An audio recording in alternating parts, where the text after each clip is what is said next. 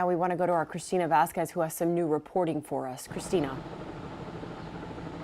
And I want to give you an update on what we've learned about the building itself. You may remember that it was going through what's called a recertification process. So big term to essentially mean that when a building is more than 40 years old, you have engineers that go in there to perform inspections, electrical and structural inspections. And we learned it was in that process when the events of this morning happened. We just were able to speak to the attorney of the law firm that's representing that condo association. And through him, we learned that in that process, they had already identified a scope of work of repairs. Some of those repairs did include concrete, but that had not yet started. Let's listen in together.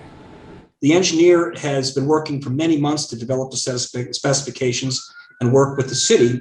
What had not yet happened, what was in its infancy, was the actual construction, which had not started, with the sole exception being that they had already begun on the roof, to work on the roof.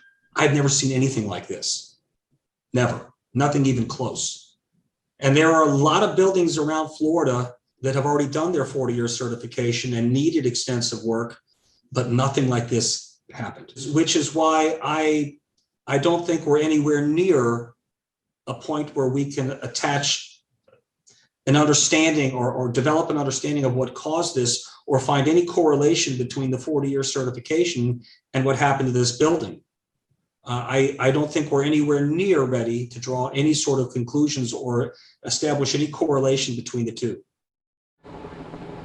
A sentiment echoed by a city commissioner I spoke with earlier today. Obviously, engineers want to get in there and begin that investigation, but as we know, there's so much work being done right now to save lives. Reporting live for you, I'm Christina Vasquez, Local 10 News. And Christina, that's so interesting that, I mean, obviously his job is to protect the condominium towers there and to say positive things about it, but he's saying that there's no direct correlation between the age of the building and what happened at 1:30 in the morning. Your thoughts? I think a little more clarification on that. He's believing that it's to be too early. What's also interesting about him is his firm has also represented other condo associations over several years, decades in fact, and he's seen and overseen a lot of buildings that have gone through this 40-year recertification process. And for him, this is certainly a first. So because of that, and because of the fact that some repair work had been identified but not yet performed, and just how rare this tragic event is why he's saying at this time, he thinks it's too early to make the correlation that it's going to be the engineers who did that initial work to identify that scope of work.